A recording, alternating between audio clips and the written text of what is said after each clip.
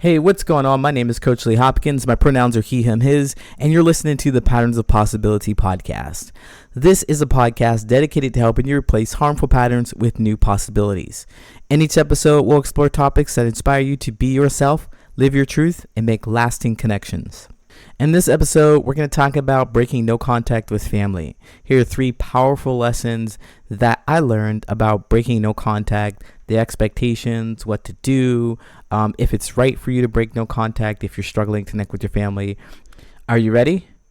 Let's go.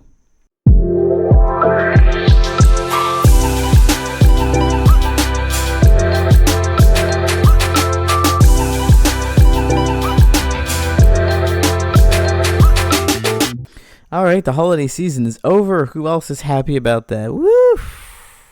I know I am.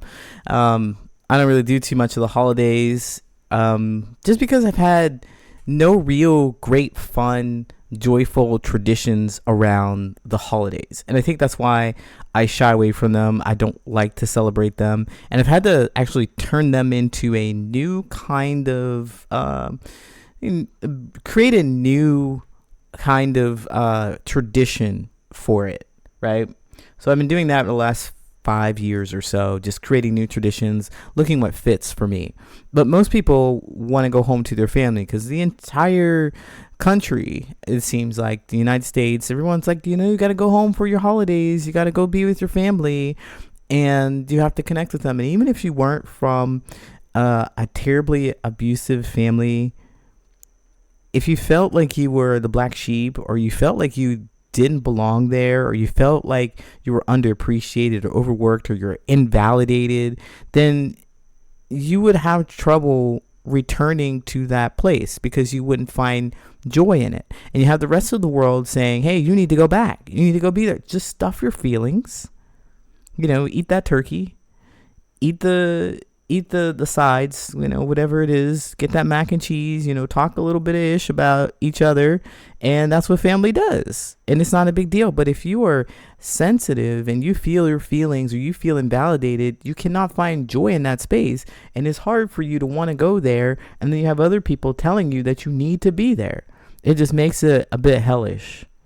So the holiday season is hard for a lot of people, especially if you don't have those social connections or that connection with your family, that picture perfect relationship that everyone seems to pretend to have. But if you don't have that and you've decided that, look, you don't want to talk to your family, you really need to sort stuff out, then these holidays are tricky and they're difficult for those reasons. You don't find the joy in going into the space, and there's external pressure for you to go to the space regardless of how you feel. And when I say it out loud, I'm thinking that is just another representation of the world saying, or your experiences around the holidays, where you're around people who don't care about what you want, don't care about your needs, to just be there for the sake of being there. So you've got people outside of you. You're estranged or away from your family. You've created space between you and your family. And you've got strangers or you've got other friends saying, go home. You got to be there. It's another example of this feeling where no one cares about your feelings. So being in no contact, if you're in that space, of course, it just makes sense. You want to sort out those feelings. You want to be away from the thing that causes you pain and frustration and suffering, and you don't have to explain yourself. You don't have to go to a space where they talk about how your job is awful and you need a better job, or you're not doing enough, or you're not helping enough. You need to get a new partner. They complain about everything that you're doing, everything that you're saying, how you're showing up. They don't want your pronouns. They don't care about your pronouns. They don't care about your new ideologies. They don't care if you're vegan or anything like that. They just want you to be the way that you were when you were a kid, and you have changed. So, of course, you want to avoid that space. So now I talked about all the no contact, the reason why you would not be in contact. But sometimes aside from the external pressure, from people telling you got to go home for the holidays. I had somebody really say to me, I just hate when people are alone for the holidays. I just really hate it. It's so awful. Everybody should be with family. And I was like, ugh. They're trying to put a little bit of pressure, it seemed, on me that I maybe need to change my mind or do something different. But with all that being said, and with that external pressure, aside from that, there's probably some internal curiosity. There could be some internal curiosity that happens that makes you want to break no contact. You might see a couple of things. Maybe your family posts things on social media and you look at them and you're like, oh, that's interesting. Maybe they do feel, or maybe they sent you a text message and, maybe they have shown you a little bit of glimmer of light, of hope that they're really interested in you, and you get a little bit of curiosity. You get curious and you're like, I think I want to break no contact. I'm not responding to the messages, but they're sending them to me and I'm reading them. I'm not talking to them, but I see them. So maybe I want to break no contact. Maybe enough time has passed. Maybe you think inside of your head, maybe they haven't talked to you. You think enough time has passed and you think, you know what? It is the holidays and I am feeling kind of been maybe 2, 3, 4, 5 years. Maybe. I haven't, maybe, because I grew. Maybe I should see how things are going with them. Maybe I should see if I'm being too harsh and maybe they've learned something. I have been posting a lot on social media and I kind of know they read it, so maybe, So if you're in this mindset, this curiosity mindset, or if you're feeling the pressure or desire, wherever it comes from, the internal or external desire to go meet your family, to go break that no contact, here are 3 things that I want you to keep in mind, okay? Because I've been on my own personal journey. I've created physical, emotional, financial space, as I talk about, to connect with myself, to learn what my own issues were. So I created that space and I've done the work. And this past holiday season, I went from spending, the holidays going to be spent alone. I went to go see my family and I spent an entire month there. And the prompt was not really a curiosity thing. It wasn't external pressure either. It was more that there was a medical emergency. And I was like, nobody asked me. They just informed me. Nobody asked me to return. They just informed me. And I was like, okay, I got to go. So, by the way, that's where I've been for the last few weeks. I mean, you missed a couple podcast episodes because I wasn't able to produce them before I left. But I spent a month there after being no contact, after just really pushing everybody away so I can have my own sanity. And I made some quick decisions about my values and what I wanted and what I needed. I decided to go, right? And I can tell you that it was the best time I've ever had with my family in my entire life. It was the best time that I've ever had with my family in my entire life. I don't want to say that time heals all wounds, because it doesn't. So I said there are 3 things I want you to keep in mind, and that's one of them. Time does not heal all wounds. It does not heal all wounds. So when you go into this space, you have to know that people aren't doing the same work that you're doing. Old dynamics will resurface unless you address them directly. I imagine it's something like, they're all doing the things that they've done since you were a kid. They're talking the same way. They're experiencing the same things. They're treating each other the same way that they treat each other when you were a kid or when you were younger, when you decided that you were just not going to do any contact anymore. They're still doing the same thing. So their patterns of behavior are going to show up when they talk to you. They're going to show up how they talk to you.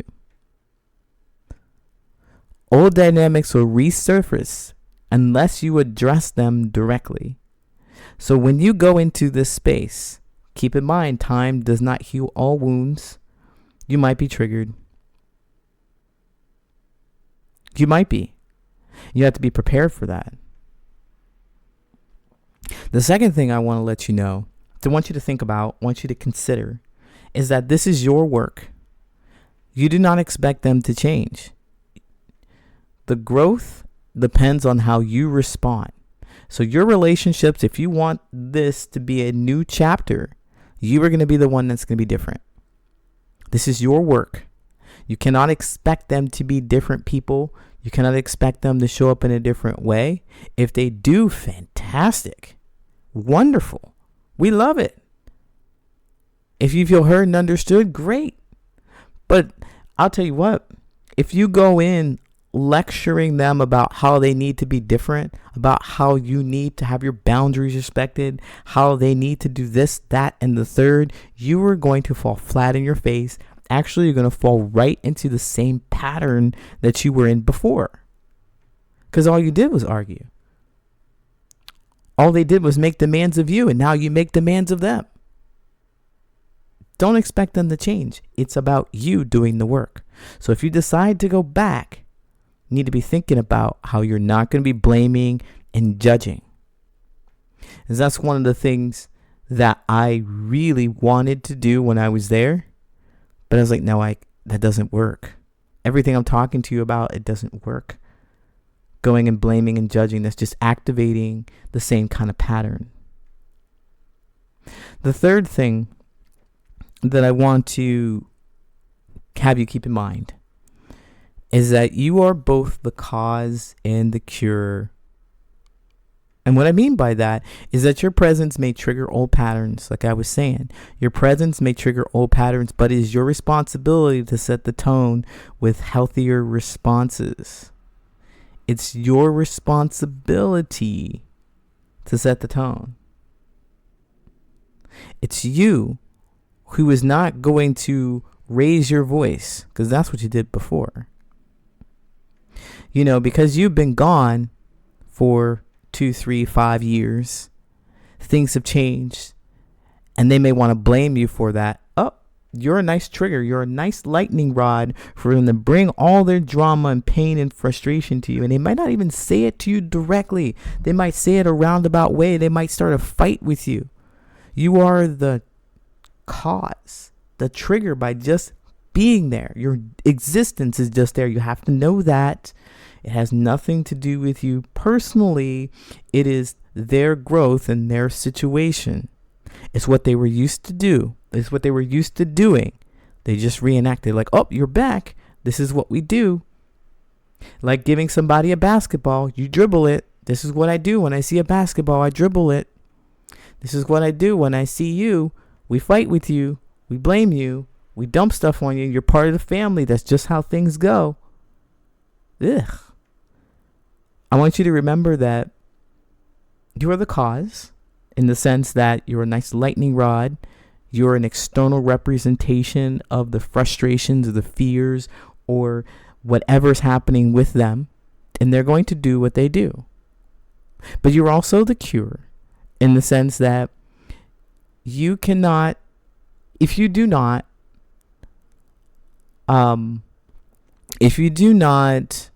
go back to those old patterns, if you do not participate in this dance that they do, where they see you and they start shame, embarrassment, guilt, something like that, if you respond to it in a different way, they have no choice but to do something different.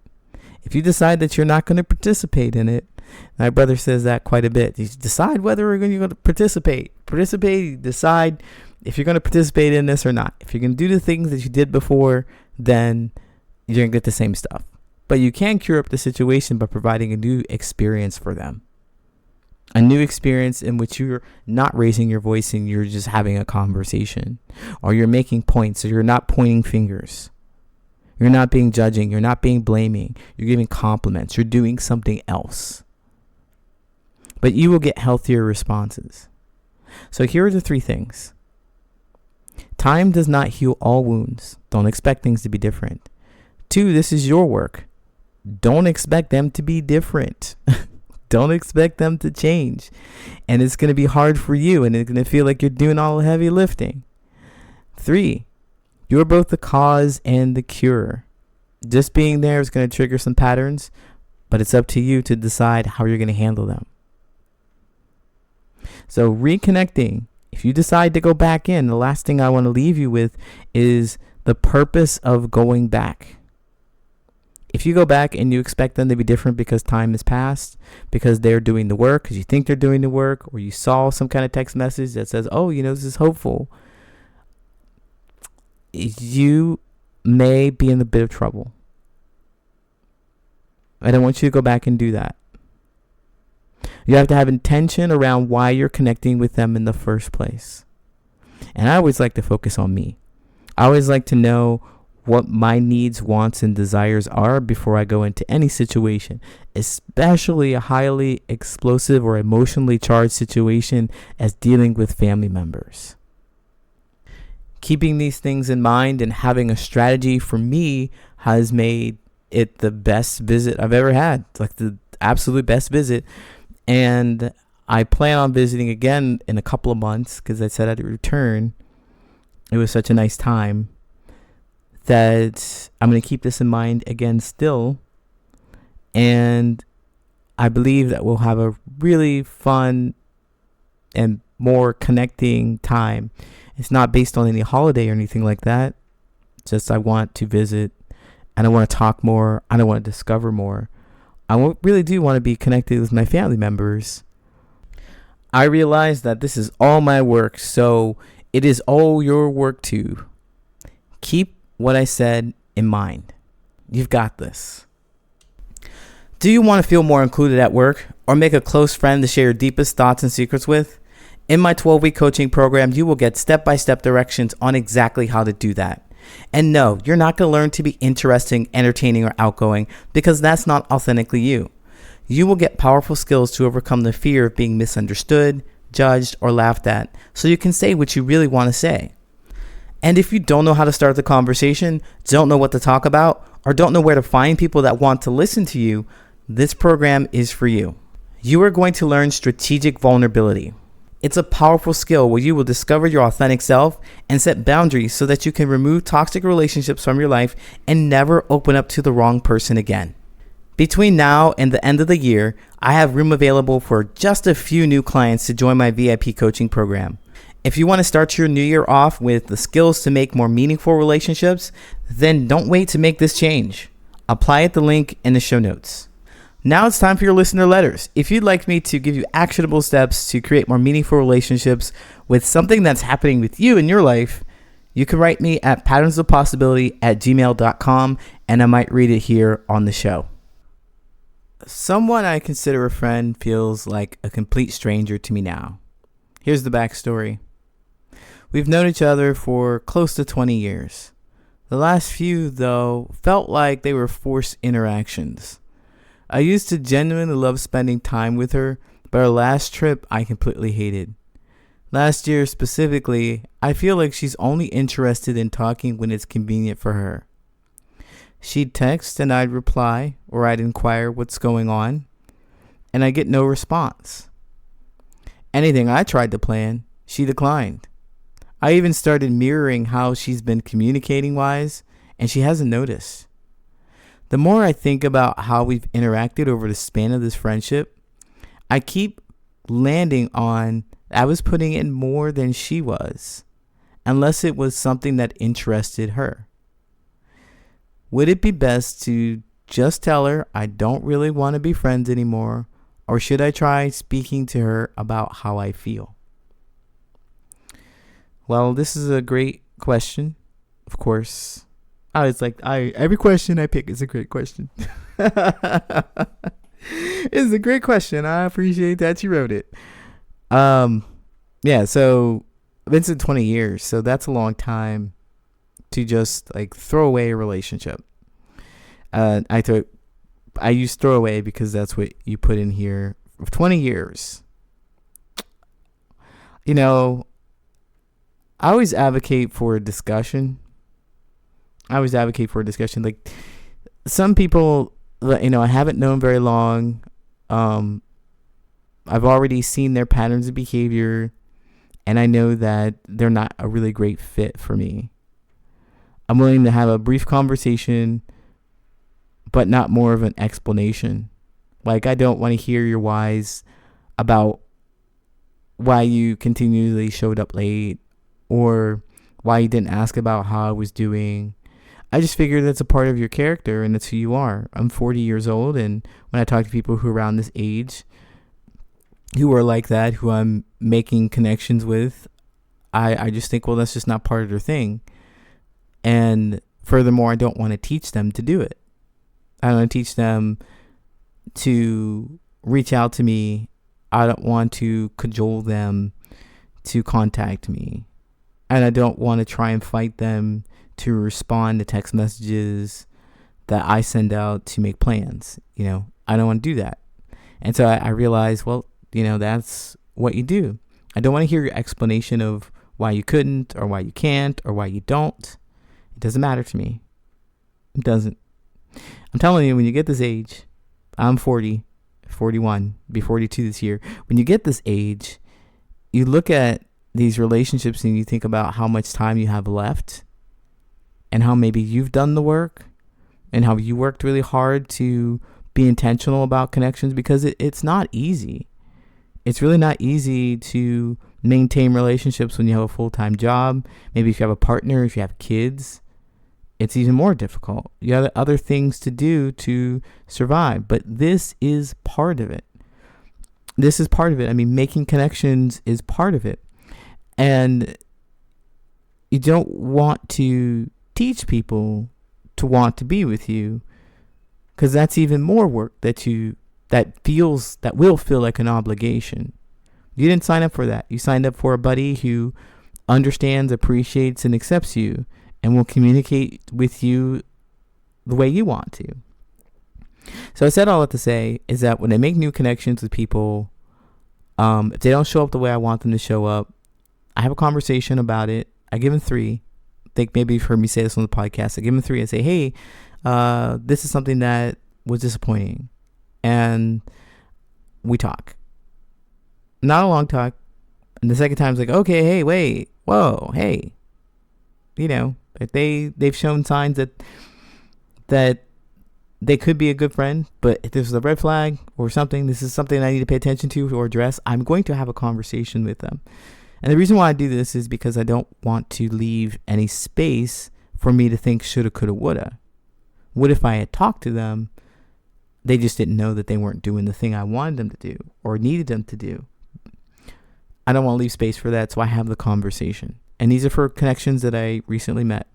So definitely for those people that I've known for a very long time, who have become accustomed to, who I've grown to adore and appreciate, who have been in my life, I definitely want to have a conversation with them. I want to be intentional about the conversation. Now, see, it gets kind of tricky because you think, well, after 20 years, they pick up on the signals and the signs. But they're not. And if you spent 20 years with them, you were like, look, sit down. Hey, sit down. Listen, this is something that's happening, and I need you to fix it. Of course, you don't come off with that tone, but hey, listen, I need you to show up differently. Here are my grievances, or here's how I feel about our last interactions. This is what I want to talk about. You make that time to carve it out. You be intentional about wanting to have that conversation. That's what I would do. I'd make sure to communicate that with them and communicate all my feelings, and I give them a shot. Give them another one. I give them a chance because it's been 20 years. But I give them 3. Right? I give them 3. I give them 3. 1, because perhaps, they've been in this pattern for 20 years and you hadn't noticed, but this is how they always behaved. And suddenly you're becoming more aware of the pattern. But they've been doing it for 20 years. So just because you say it to them doesn't mean that things are going to change right away. So I give them an opportunity, because I know if people told me, hey, you need to change something that you've done for so long, I'm like, what do you mean? Oops, I forgot that you didn't like XYZ and I did XYZ. Oops. It's just a part of my pattern. I've been doing that for so long. So I give them some grace, right? The first time. And the second time we have a conversation, whatever it is that they do that slips, they're not texting you, they're not responding to your messages. The next time I'm like, okay, hey, you're not responding to our messages. Remember we talked about this the first time? Remember how it's impacting me? Okay, just letting you know that this sucks and it's hurting our friendship. If you care about our friendship, you'll fix this. And so give them that grace. And the third time, we have another conversation. And by that time, I'm like, okay, well, girl, boy, dude, they, them, whoever you are, hey, you don't care. Either you don't care or you're not capable. And I got to come to terms with that. You've got to come to terms with that. You're throwing away 20 years. You've got to come to terms with their life has changed in the way that it no longer aligns with you. And I'm not saying to throw it away, because I want to step it down here too. If you're really close, then you're not as close. You may only be able to connect with each other on specific kinds of occasions. You just have to accept that's how your relationship is going to be. It's not going to be as close as it was before because things have changed. You have to make that adjustment. So I wouldn't say I don't want to really be friends anymore. I want to talk about, I'd suggest that you talk about how you felt first. And then if it didn't work out because they're not capable or they don't care, then you get to move them a little further away from you and your connections. You don't have to discard them completely, right? Okay, so best of luck to you. I hope to hear how it goes. Hey, thank you so much for listening. If you like this podcast, share with someone who you think could benefit from this information, and follow me on social media. You can find me at Patterns of Possibility on all social media. And don't forget to sign up for my newsletter at patternsofpossibility.com, where you will get actionable steps delivered to your mailbox every week. Thanks again for listening. Until next time, take care.